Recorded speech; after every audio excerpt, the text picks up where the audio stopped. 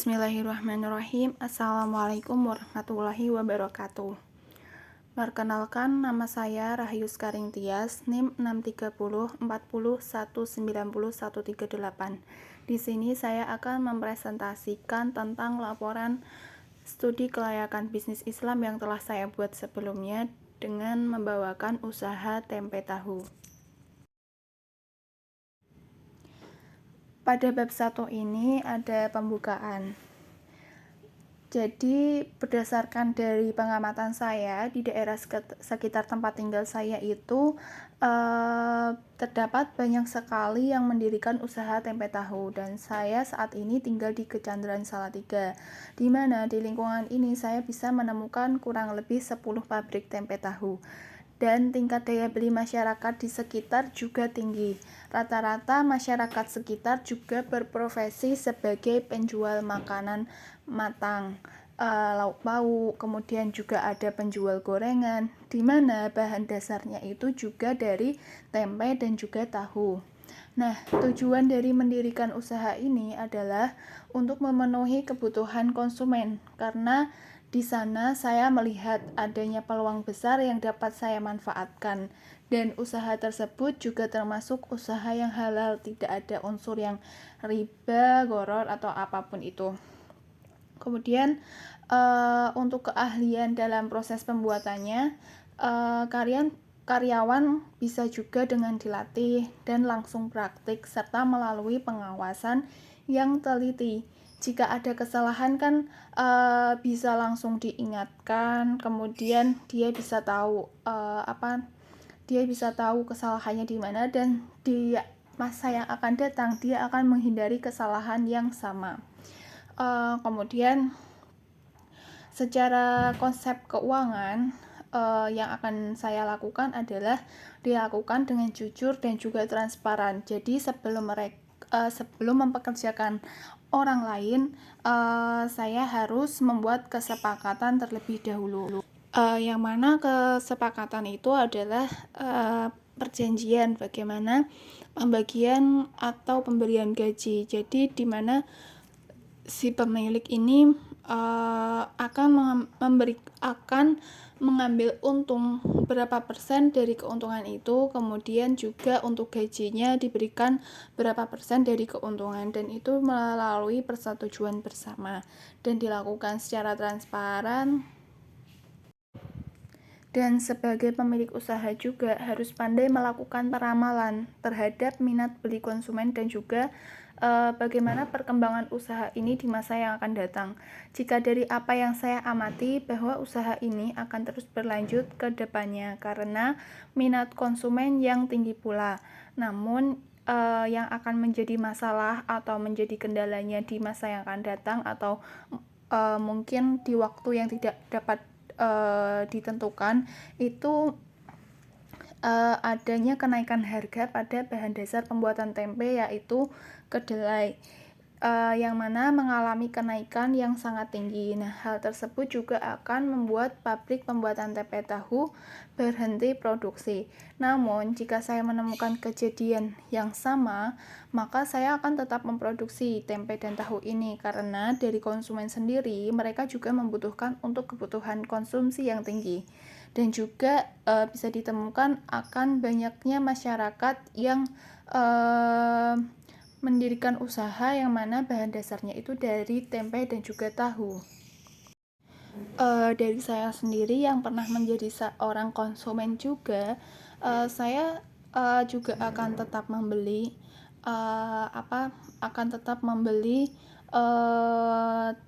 tempe dan juga tahu itu walaupun harganya naik, karena memang sudah menjadi kebutuhan pokok ketika warung ibu saya memang memasak masakan menunya itu juga berbahan dasar dari tempe dan juga tahu. Jadi saya yakin bahwa masyarakat juga akan memaklumi akan kenaikan itu, karena mereka juga tahu dan mereka juga butuh. Jadi saya walaupun dengan keadaan bahan dasarnya itu naik, saya akan tetap memproduksi. Dan lokasi yang saya pilih adalah di belakang rumah dekat dengan pemukiman masyarakat dengan alasan karena saya memiliki sedikit lahan di belakang rumah yang akan cukup untuk digunakan sebagai pabrik tempe tahu. Ketika ada tetangga yang membutuhkan, mereka bisa langsung membeli di rumah tanpa harus pergi jauh-jauh ke pasar.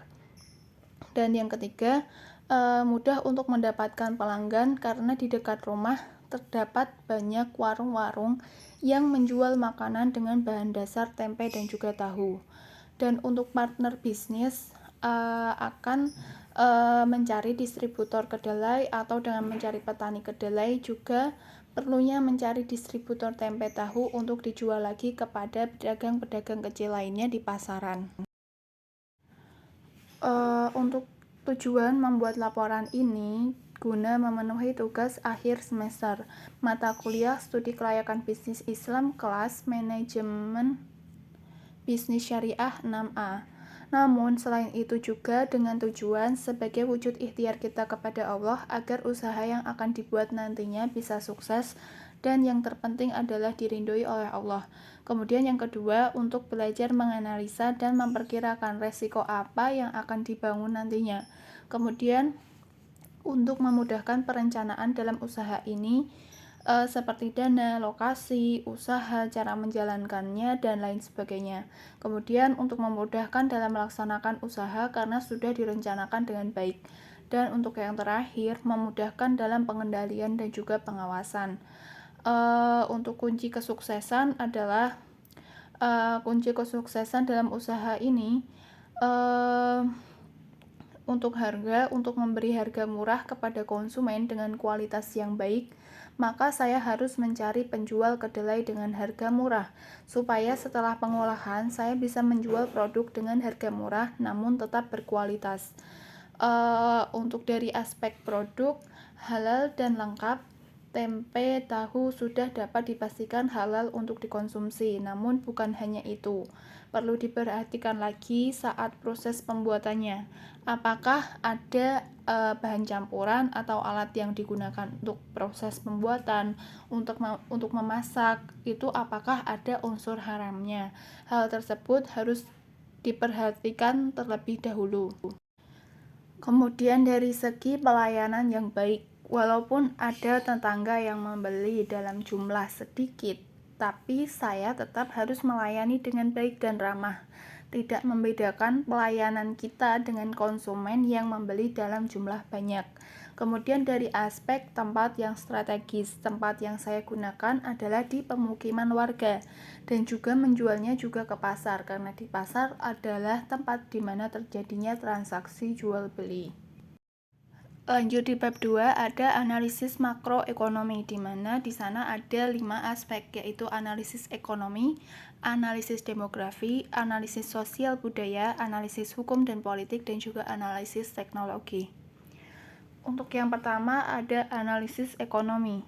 Berdasarkan pada data yang saya dapatkan dari Badan Pusat Statistik Kota Salatiga menyatakan bahwa pertumbuhan ekonomi di Kota Salatiga pada tahun 2021 adalah sebagai berikut. Ekonomi Kota Salatiga tahun 2021 tumbuh sebesar 3,33%. Kemudian, pertumbuhan tertinggi terjadi pada lapangan usaha informasi dan komunikasi sebesar 6,31%. Dan juga sumber pertumbuhan tertinggi berasal dari laporan usaha industri pengolahan sebesar 1,30%.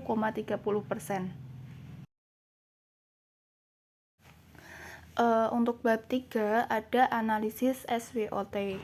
Yang pertama, strength, ada kekuatan. Kekuatan usaha yang saya miliki dari sisi internal adalah 1.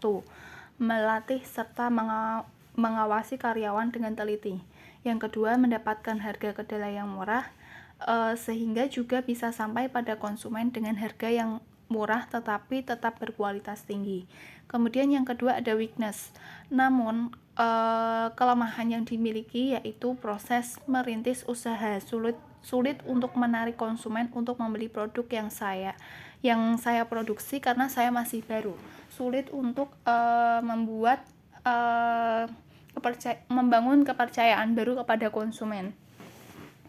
Kemudian yang ketiga ada opportunity. adalah peluang.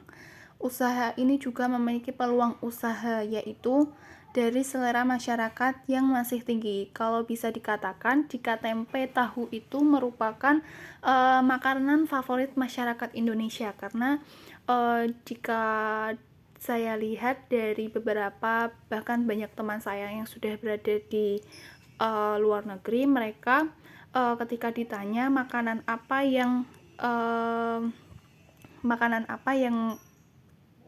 Indonesia apa yang mereka sangat ingin memakannya di luar negeri, yang yaitu salah satunya ada tempe tahu, karena karena apa karena mungkin di beberapa negara itu tempe tahu itu bukan menjadi makanan utama atau sulit untuk ditemukan. Jadi yang mereka kangen-kangenkan itu salah satunya yaitu tempe tahu. Kemudian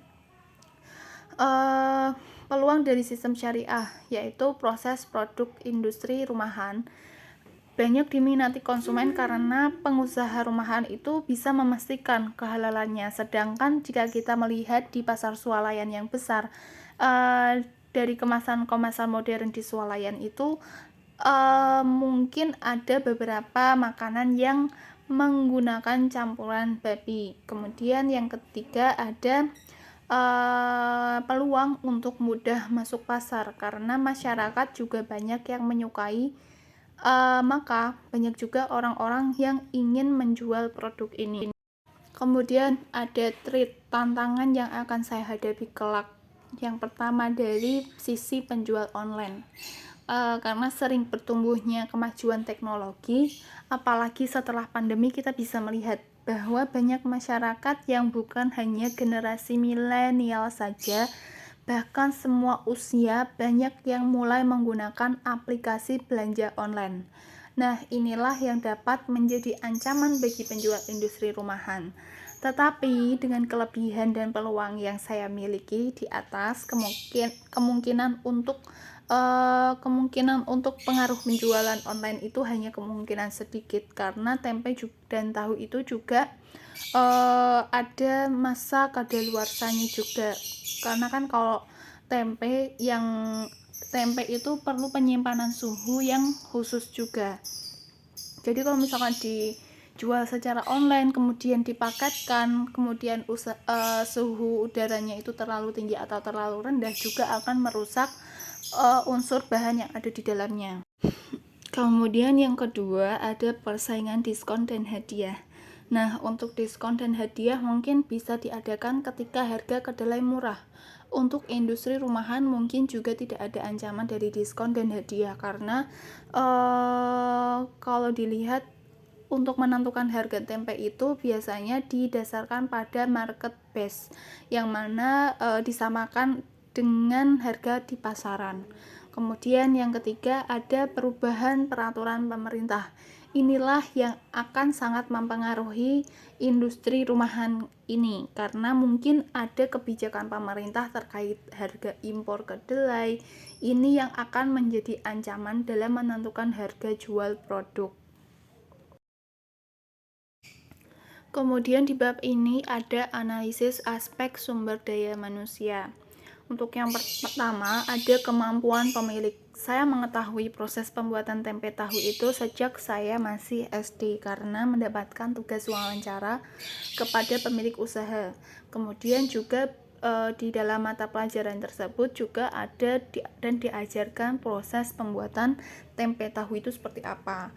Dan saat memasuki bangku sekolah dasar kelas 3 pun saya pernah mencoba untuk mengamati atau datang langsung ke tempat pembuatan tempe tahu itu. Jadi pengalaman itu memang experience is the best teacher. Kemudian selebihnya saat ini perlunya latihan ekstra dengan cara praktek langsung. Kemudian yang kedua ada tenaga kerja. Untuk jumlah karyawan dalam awal merintis usaha ini bisa dimulai dengan memiliki 1 atau 2 karyawan, karena perlunya juga untuk penyesuaian dengan hasil usahanya kelak dan untuk jumlah gajinya. perlu adanya kesepakatan bersama di awal perekrutan karyawan. Jika kelak ada peningkatan yang drastis, bisa memberi tambahan atau bonus pada gaji karyawan setiap bulannya. Kemudian untuk yang ketiga ada job spesifikasi. Untuk spesifikasi pekerjaan karyawan adalah yang pertama yaitu jujur, ramah, rajin bekerja, bisa bekerja dalam tim, cekatan, dan juga terampil. Dan untuk yang keempat ada job deskriptif. Untuk tugas dari masing-masing karyawan adalah karena saya merekrut 2 karyawan, untuk tugas karyawan yang pertama yaitu proses pembuatan dan pemotongan. Jadi proses pembuatan dari awal pencucian kedelai sampai akhir. Kemudian yang kedua ada tugas untuk tahunya. Dalam proses memotong perlu ketelitian dalam pemotongan dengan rapi serta sama ukuran dengan yang lain. Kemudian untuk yang B itu ada karyawan. Yang kedua dalam proses penggorengan dan pengepakan. Setelah dipotong, tahu akan digoreng. Nah, itu perlu keberanian dalam proses penggorengan ini karena proses ini menggunakan alat penggorengan yang sangat besar. Tidak menggunakan penggorengan biasa yang ada menggunakan wajan besar yang seukuran di atas kompor gas, itu tidak, tapi menggunakan tungku atau membuat pawon dari berbahan dasar bahan bakarnya itu kayu bakar. Kemudian setelah proses pencucian kedelai dan juga pembuatan tempe perlu dengan pengepakan, proses pembungkusan dengan rapi dan juga sama ukuran. Yang ketiga ada juga setelah penggorengan tahu, tahu juga akan dikemas dalam plastik atau wadah. Untuk bab yang kelima ada analisis aspek operasional. Yang pertama ada lokasi yang direncanakan. Lokasi yang saya pilih di belakang rumah, dekat dengan pemukiman masyarakat, dengan alasan 1, karena saya memiliki sedikit lahan di belakang rumah yang akan cukup untuk digunakan sebagai pabrik tempe dan juga tahu. Dan yang kedua, ketika ada tetangga yang membutuhkan tempe, tahu, atau tiba-tiba urgent gitu kan, bisa memberikan atau memenuhi kebutuhan konsumen. Mereka bisa langsung membeli di rumah tanpa harus jauh-jauh pergi ke pasar. Yang ketiga, mudah untuk mendapatkan pelanggan karena di dekat rumah saya terdapat banyak warung-warung yang menjual makanan dengan bahan dasar tempe dan juga tahu, seperti warung lauk pauk, warung gorengan seperti itu. Kemudian yang kedua ada proses produksi. Untuk proses pembuatan tempe sendiri ada dimulai dengan pemilihan dan juga pencucian kedelai, kemudian direndam di awal, yaitu direndam selama 12 jam dalam air agar kulit mudah dikupas. Kemudian yang kedua proses pengupasan kulit. Kemudian yang keempat perendaman lanjutan, direndam dengan 3,5 sampai 5,2 pH. Kemudian kedelai dicuci lagi setelah direndam. Perebusan lanjutan, lamanya perebusan tergantung dengan kondisi bahan. Kemudian setelah itu ditiriskan, kemudian didinginkan, kemudian ditambahkan ragi dan disimpan pada suhu sekitar 37 derajat Celcius. Dan takaran per kilo kedelai diberi 1 sendok ragi, kemudian diratakan di atas nampan. Kemudian pembungkusan bahan bisa dengan daun jati, daun pisang, atau juga bisa dengan plastik. Kemudian yang terakhir adalah proses fermentasi. Setelah dibungkus, disimpan pada suhu ruangan 38 sampai dengan 40 derajat Celcius. Habis itu proses didiamkan selama 1 sampai 2 hari. Kemudian untuk proses pembuatan tahunya pun direndam kurang lebih sama seperti tempe. Perendaman biji kedelai, kemudian digiling menjadi bubur kedelai, kemudian gilingan bubur kedelai dimasak dan ditambah air sehingga menjadi encer. Kemudian penyaringan, meletakkan bubur kedelai yang sudah dimasak di atas kain, mori, kasar, atau lalu dipres. Kemudian pengasaman, kemudian yang terakhir adalah proses pembungkusan dan pencetakan. Kemudian setelah dicetak, mungkin ada tahu yang digoreng juga untuk menghasilkan tahu goreng atau tahu yang biasanya warna coklat itu. Kemudian bisa digoreng, setelah digoreng bisa baru dikemas.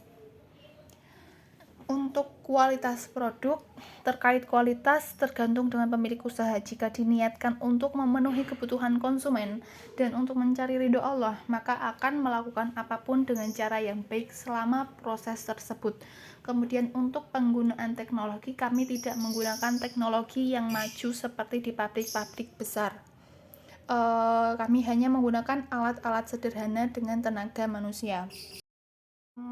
Kemudian di bab 6 ini ada analisis aspek pemasaran. Yang pertama ada analisis minat konsumen.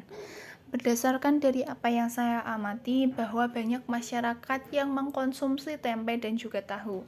Untuk usaha ini juga banyak peminatnya karena banyak macam-macam makanan olahan dengan bahan dasar tempe tahu.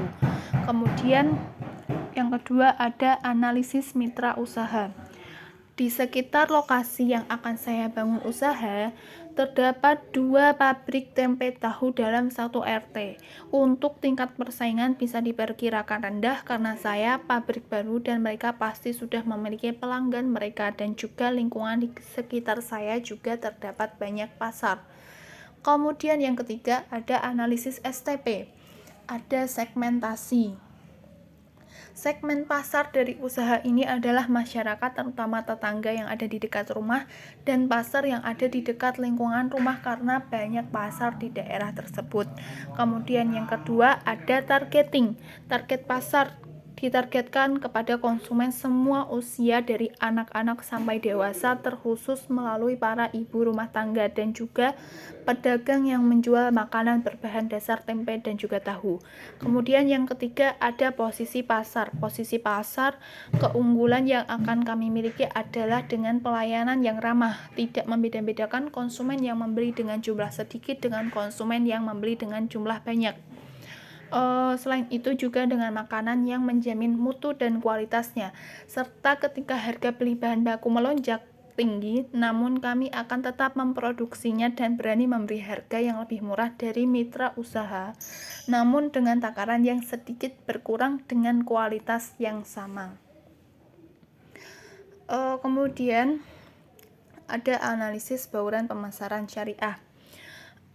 Pada yang pertama itu ada pedoman pada syariah Islam. Sistem yang kami anut pastinya berdasarkan dengan ajaran Islam dengan diniatkan semata-mata untuk mencari ridho Allah tanpa unsur riba dan dapat memastikan akan kehalalannya selama proses pembuatannya. Kemudian ada produk barang. Produk tersebut merupakan produk yang dijamin halal untuk dikonsumsi dari semua alat dan bahan dapat dijamin kehalalannya. Yang ketiga ada nilai. Nilai manfaat produk untuk masyarakat. Manfaat utama bagi masyarakat adalah guna memenuhi kebutuhan konsumen. Juga merupakan makanan yang bergizi tinggi baik untuk pertumbuhan anak.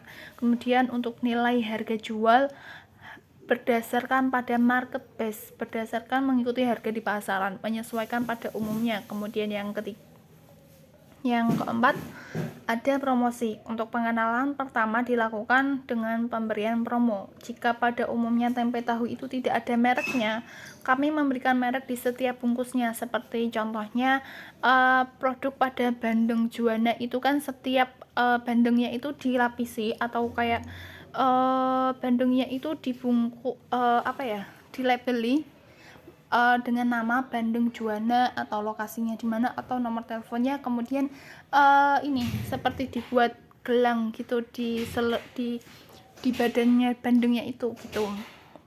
Kemudian untuk distribusi bisa melalui langsung pada konsumen, juga dengan membuka atau melalui distributor di pasaran atau menjual ke beberapa penjual di pasar.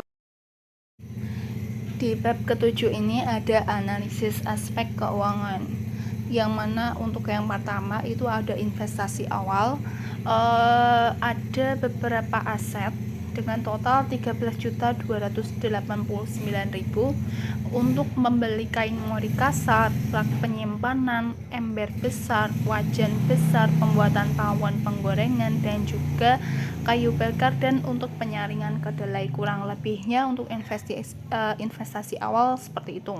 Kemudian untuk jumlah pengeluaran mungkin yang pertama itu gaji karyawan, ada biaya air, plastik, daun, dan juga lain-lain, kurang lebih totalnya 3.350.000.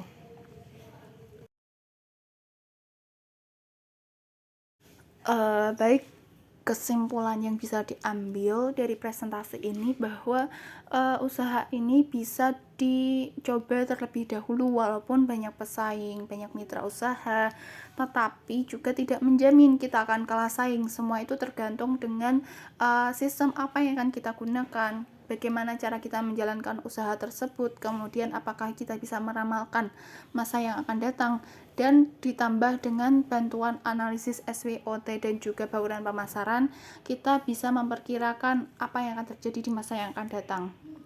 Dan juga bisa belajar dari kesalahan di masa lalu atau dari pengalaman orang lain.